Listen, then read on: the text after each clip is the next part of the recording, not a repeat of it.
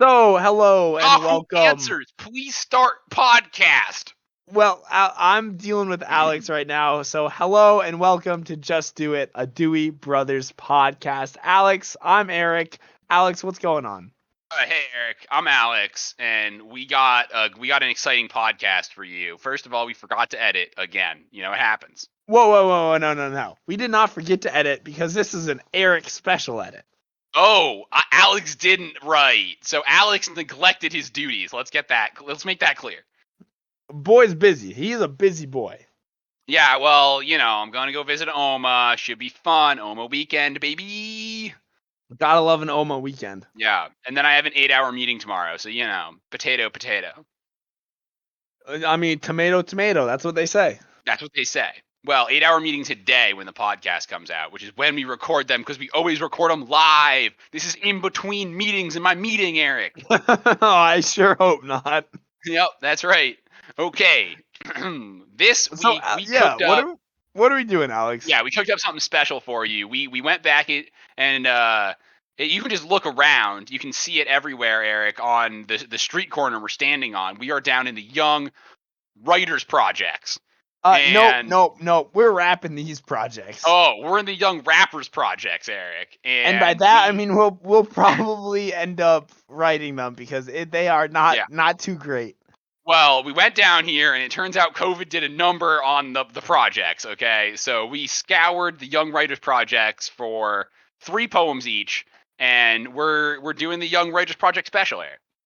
Yeah, Alex, the Young Rappers projects have been gentrified, so now anyone just thinks that they can walk in here and just like post up a poem, post up a rap. Right. Not even being a rap. It's something about lyrical and like sort of not even the delivery is important now. It's just the substance. And I don't know if that's a projects that I want to live in, but nonetheless, here we are.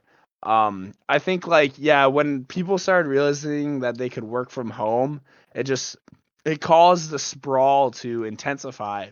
So the Young Rappers projects are they're changing. They're changing fast.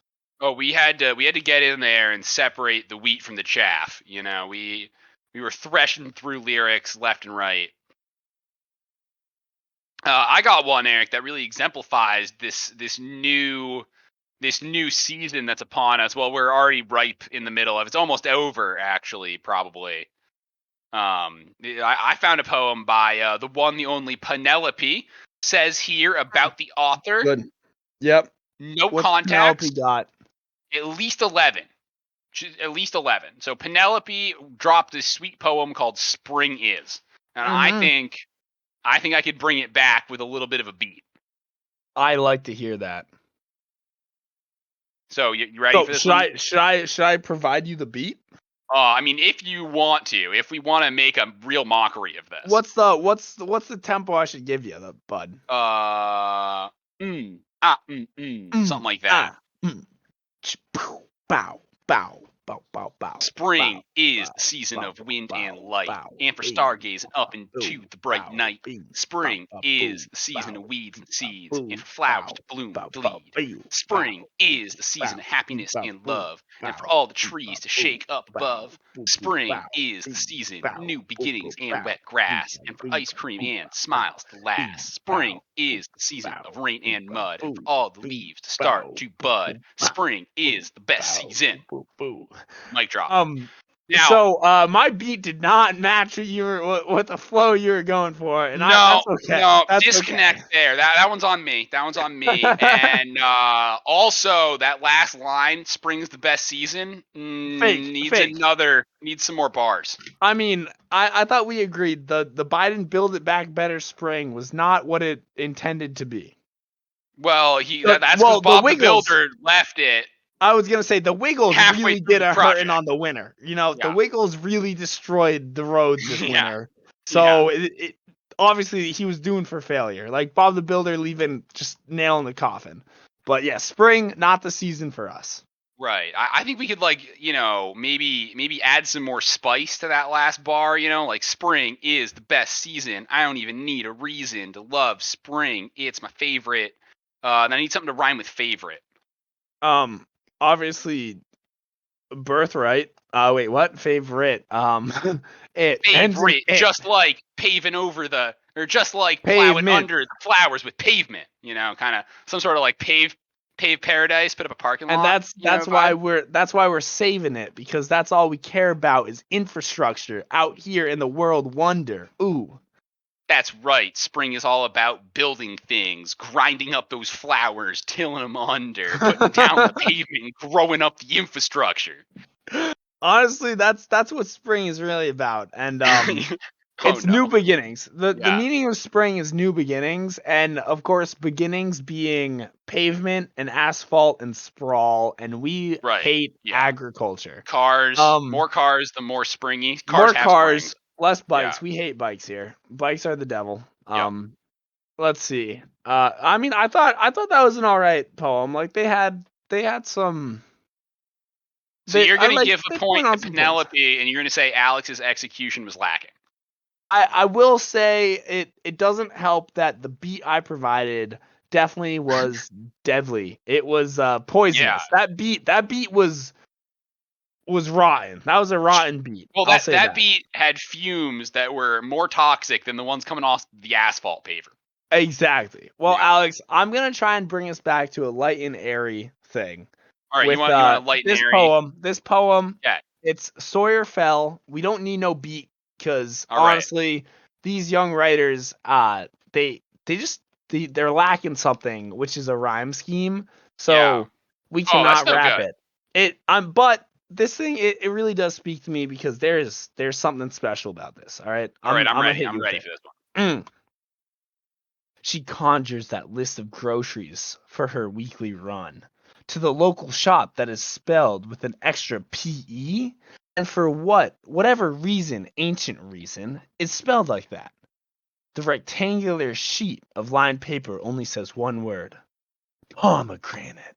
She knows she needs more than that to survive. However, her mind deceives her and leads her astray to the aisles. With bountiful fruits, some melons, some citrus, and some berries, she plucks the richly red fruit from its table, the label titled pomegranate. She leaves with the only one and cares for it like her kin, bathing the fruit in lukewarm water, soaping off the dirt ever so delicately and tenderly like it's her own body, humming songs to Comet as it's prepared for a harsh sacrifice, the gracing of the pomegranate. She cries like when cutting onions, except she has a reason. For all these sudden emotions that flow from her like a fountain, she mourns the purity of this beautiful fruit of tart abundance, and builds a hastened grave out of a tissue box and scrap cloth for her pomegranate. She finally lets go and allows this fruit, her rite of passage as a woman, to rot in sweetness until it turns bitter like the world, corrupted by gravity and grime. It's violated by its deflowering, and it bleeds a sickly color, leaving its final mark on the world. The pomegranate? Wow, Eric, I have some serious critique of that poem. First of all, You have no critiques, because I had no idea what it was saying, but pomegranates, man. We I love a mean, that's pomegranate. true. That's my first critique. Actually, you can survive on nothing but pomegranate. I know a guy who once went and he bought 12 pomegranates. His name was Mm-hmm. Joe, and then he gave them to Sally. He gave 7 pomegranates to Sally, So and then he was left with 5, because yeah, I exactly. graduated from third grade math. Oh, okay, good. Because I was just wondering, that situation comes up surprisingly often, especially if Especially the in only word thing problems. yeah, and especially when the only thing on your English homework slash shopping list is the word pomegranate.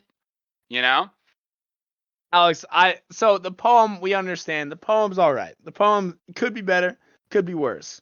needs some But work. how is my delivery, Alex? Oh, well, Eric, I just want to let you know something. You should really go into the ASMR world and pomegranate, Oh my goodness. Now that's what we like to hear.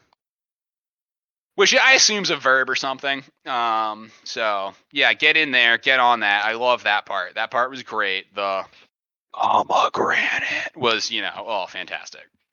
Again, a little weird that she only bought pomegranates and then also opened them improperly in the like you put them in the sink not to wash them out, so you don't burst the little pomegranate boys. Yeah. What I really didn't understand is you can eat them fairly cleanly. I mean, I don't want to go around assuming genders or anything, but this was by Sawyer Fell, all right? Mm-hmm. Why is he who's this she he's talking about? Well, we don't know, Eric. We're not allowed to assume things. Yeah, we have to assume all the gender, that everyone is pomegranate gendered. So was the pomegranate born a male or female? That's all I'm trying to figure out. We're not going to get into that, Eric. We're not going to talk about that on this podcast. What are we, the Joe Rogan podcast? I don't think we are, because that podcast gets viewers, unlike us. Wow. Okay, Eric, you want to make a political statement? I found a poem for you. Well, you know what? I love a good segue, and let's segue into the political part of this podcast. Okay, that great. Was okay. I will also say, political part of this podcast was a amazing alliteration, and we are alliterative. I was gonna try and find like a word that starts with A for expertise, but I couldn't find it because obviously we are not poetic people preserving the art form. No, never. Not those guys. Anyway, this poem is by Roxy for the win. Okay. All right, I just cracked my second beer. Let's go. Oh, all right. This one's about challenging Roe versus Wade, and it's called You Ter Us, YOU Ter Us. You know, so you got the you and the us. Yeah, it's you ter us. You know, like right, it's you. I'm us, you are you, and we got some her in between us. Mm-hmm. Okay, let's drop this one. There is an us in uterus, but the us is not for you. There's no room in my womb for an old white man, for the 1%, for the few. E pluribus unum is our cry, although few seem to get to make the choice, and whether we have the right to choose, and whether we get a voice. And is this who I am speaking for? Who is the us in the name? We are the people, the future, the past. We are the lonesome, the shamed. We are the ones who couldn't or wouldn't or simply did not want to carry a child to term to give birth. In this room, we are the elephant. Although I'm never gone into a Planned Parenthood and feared the rows of protesters outside and felt the terror as the time drew near, I am the one. We are the one. Yes, we are the one and the same. And we will not sit in silence as you forget our cry, our name. So... Wow, that's pretty that deep. One cuts. That one sure does. That one sure does cut. Pretty powerful. Had a lot of you, had a lot of me, you know. Had a lot of getting the old white man out of my body. Out of my reproductive organs. Yeah, we don't want that. I mean, to be fair, like I'll keep this short because obviously we are not a political podcast, but I definitely do not want a white man anywhere near an old white man anywhere near my reproductive organs. Right. So, well, let's be clear here, Eric. Even if you did want that, you still wouldn't get pregnant. So maybe not the topic of the poem. That's fair. That's fair. Yeah. Very topical. I'm gonna bring it back around with. All right, this one might have a little rhyme scheme. So I think I found a good one in the bunch. All right. Wait, you found a poem with a rhyme? I mean, that one had a rhyme scheme. It was kind of like in every other rhyme scheme. It was more trying to say something than have a rhyme scheme. I don't know how it would have done really with the Young Rapper Project type vibe. But this is an OG. All right, this is an OG. All right, this type. OG. This one's got to beat Eric. You want me to drop something? 2, 3, 4. Yeah, something like nice little basic. Like I think we got like a 4/4 time scheme could work. Something with that. So like this a 1, a 2, something like that. Yeah. This poem is it's Mr. Glazer's class. Shout out Mr. Glazer. And it's called "The Train Doesn't Run on Its Own." Okay. Alrighty, you ready, Eric? Yeah, I think I'm ready. Lay it on me. Boots and cats, boots. The train doesn't run on its own. A train drives through the endless ages, pushing history's endless pages, towing us to greener grasses, lifting us to higher stages. And when you see that train go past, that mass of metal belching gas, you might think alone that it goes alone, that always it has gone fast. But it does not move on its own, not always has it swiftly flown. The engineer's what make it roll, the engineer and heaps of coal. Black coal dug from Earth's own soil, harvested by endless toil. Alone, a one lump won't help you much, but in one place they'll make steam boil. That's by Marcus, English, 8th grade. That's tight. It was tight, short, sweet, and you know what? He really he made me feel like I was working on the railroad. You know, like one of them working on the railroad, working on the railroad, working every day. Working every day. Yeah, one of those. Yeah. One of those a boss man doesn't pay us. Right.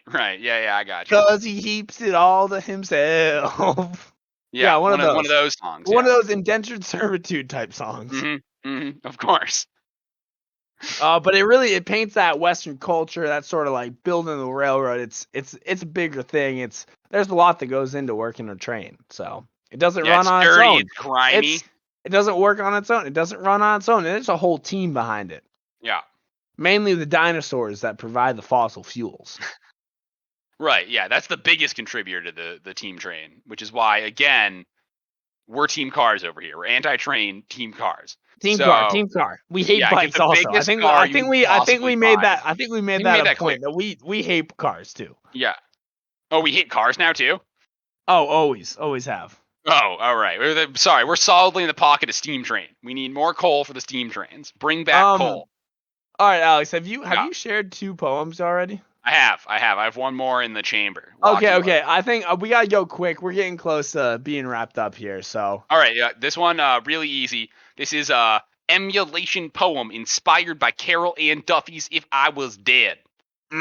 If she was dead. By Jack Lamphere. Again, for the people in the back seats. Emulation poem inspired by Carol Ann Duffy's "If I Was Dead" by Jack Lamphere. Shout out Carol Duffries. I also wrote an ode to trees, so. Well, that's trees, how you know it's good. We don't care about his ode or trees. You ready for Jack Lamphere? Lay it on me, brother. All right, here we go. If I was dead, my shoulders limp and cold like loaves of bread left me outside to mold, or buried 6 feet under this soil, I would tuck myself in and try not to spoil. If I was dead, whether I slept or bled, I would still wish for life or to live my life twice. I wouldn't wish anyone their deathbed because I would be empty if I was dead. Easy. Wow. Boom. Wow. That's solid energy. That is. Love that. That is good. Mm-hmm. I like that. I really enjoyed. Dead. He's decomposing, and really, this author understands the biological process, and I can respect him for that. Anybody else. Just slip quietly into that dark night, and when his time came, because he'd be dead. So, Alex, that's like a dark contrast about what humanity is. It's the death. It's like it's inevitable. It's coming for us all. And how you really don't want to be a ghost that haunts people. That's not great. So that's never good. Contrasted to that, I have this poem, most likely written by a first grader that just learned what the color wheel is. All right. And it's called An Ode to Sunsets. So you might be thinking sunsets, death. It's the same thing. Yeah, I'm ready. I mean, end of the day, sunset. Thinking, also you can use the metaphor of sunset as the great shine before the ultimate darkness, and that's your last huzzah. What you go deep. Out on, you want to go out on this big, bright, vivid, just the imagery that you explode. Yellows, oranges, fire. And what you expect dying is light, blacks, purples. Exactly. This dying light to explode across the entire horizon. And I think that's what this person was going for. Mm-hmm. Also with only just understanding what secondary and tertiary colors are. Yeah. So I'm going to say it. Red, orange, fading into blue, pink clouds, blue clouds, fiery ball, sinking towards the mountains, birds silhouetted, swooping their way across the sky. Roses gold, warm blue, a sky of fire, a symphony of golds, fueling souls and sparking minds. That's the whole poem right there. Yeah, that's it. Like I said, I like golds twice. That was good. They like their blues and their pinks. That's for sure. Blues, pinks, fire. Fire was in. I mean, that's most of the sunrise, sunset colors. I mean, that's when I look at a sunset, that's all I see. That's for sure. Didn't say what color the birds were. I'm assuming blue. I would imagine blue. No, they're silhouetted, so they're black, man. Those are blackbirds. Oh, I mean, well, you know what the blackbirds they say. I think something about they're always singing and quoth the raven nevermore. Yeah, exactly. Although anyone that would write quoth in a poem, obviously not a good poet. Unlike these masterpieces. Unlike my girl Amelia V here. I mean, dude, Amelia V. I could see the sunset before my eyes. Oh yeah, and then I loved how the sunset went from one spot and then it moved over and then went into the mountains. And then the birds came after that. That was, also like jumped around and yeah, did it like the sun does. It kind of goes down, bounces around a little bit, and then moves to other locations. Yeah, naturally. That happens every night. I don't know how you miss that stuff. I love Amelia. Amelia really speaks volumes to me, especially with the line, towards the mountains. Yeah, just the way the sunset goes. the single, although I do gotta give her credit, fueling souls and sparking minds. That's pretty good. Wow, that is good. But that's she did break it up into two different lines with commas after each. That's a stylistic choice. Like E.E. Cummings, I mean that man never used punctuation. So what? I mean, come on, how is he a real poet if he doesn't use? Yeah, I mean, like those and commas, you know? Yeah, those like combinations, right, of like incredibly descriptive but short sentence fragments. Those that reminds me of none other than there's an adjective. There's an adjective and a noun. Like that's all you need in a sentence, all right? Like those real tasteful adjectives, you know? That's what I like. Those are poetic, and I think they may have fit better in the Steam Train one from before. But no doubt. That would only diminish the. You can't take them out because then this work of golden art would be less golden. Yeah, golden. I don't think that they use golden. I think I would say orangey yellow. Another color I've never heard of before. There's no colors between orange and yellow, right? No, not. I mean, just it works itself out. Alex, we have had fun criticizing what the young rappers projects have devolved and gentrified into. But I think it's time to thank our sponsors. Wouldn't you agree? I think we got to thank our sponsors too, Eric. Unfortunately, I have no sponsors for this episode because of the nature of this podcast.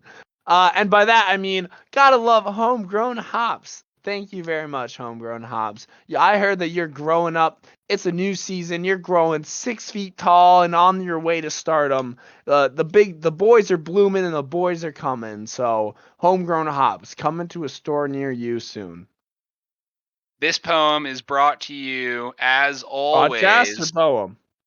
This poem is brought to you as always by awesome, amazing alliterations. Awesome, amazing alliterations. It's a lot. It's a mouthful. Always accumulating atop a Risen podcast or something. Exactly. I don't know if that made sense, but there we go. Alex, I gotta thank, parts of speech such as hyperbole and metaphors, something that we were extremely avoid of in this podcast because these poems were not very articulate in their descriptive manners. And as, of course, an engineering student, I can attest to being one that is very attuned to the poetic side of the English diction, and I understand what it takes to really paint a picture for our viewers. I mean, you know what they say? Us Dewey Brothers have a face for radio, and our face for podcasts are here, and our words are sultry smooth, just vivid across the earscapes of our listeners, our dozens, I mean our half dozens of listeners, um, just vividly caressing the eardrum, giving them that sweet, sultry, and delicious, sort of pungent, if you will, notes of diction and proper, vivid imagery that you might imagine. This podcast is also brought to you by butterscotch, a color between yellow and orange. Butterscotch. Your grandparents love it. Might as well look at it too. Alex, you know what we couldn't have done this without? Who? Big Rosé and Of their course. newest flavor, Big Pinkish, which is a mix between pink and red. So, you know how rosé normally has that color that's like, huh, what is that? Yeah, They it's just somewhere released this between new. pink and red. They just released this new one that's even slightly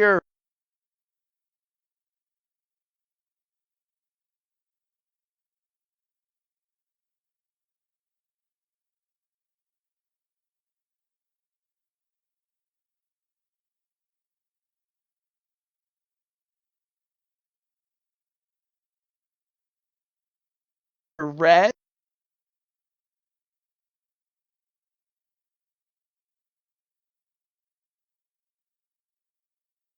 Seems. This podcast also could not have done without COVID and its influence on the projects of America. Our So, most vulnerable communities. I mean, the Young Rappers Project got devastated. All right, we got people moving in there they aren't even rapping with the It W. used to be of every course. other poem that rhymed. Now I have to go through 5, 10 poems. It's a disgrace. How can we keep up our podcast with this gentrification of our last sole provider of good common American valued poetry with rhyme schemes, every bar, Get these every kids other line. listening to Shakespeare, or don't. He's not the best at rhyming. No, he really, honestly, he's not the best at writing either. He's like, he's kind of he was just a dirty little man that made it sound cool. That's a hot take. Anyway, thank you for listening to this podcast, the Young Writers Project Special. I'm Alex. I'm Eric. And we didn't edit this, for the love of God. I mean, you're going to have to send it, and we went way over time, but I think this podcast is absolutely amazing, so good on you, folks. Whoopsies. Did you just say pregnant? Mayhaps I is pregnant? Did no, somebody I was going to give say it a nice pregnant pause there. Possibly I am pregnant? Mayhaps I am pregnant? Help! I have become Craignante, and I don't know what to do. Help! I may be Craigante. Alright, that's all going in the back. Thanks, Ask Yahoo Answers.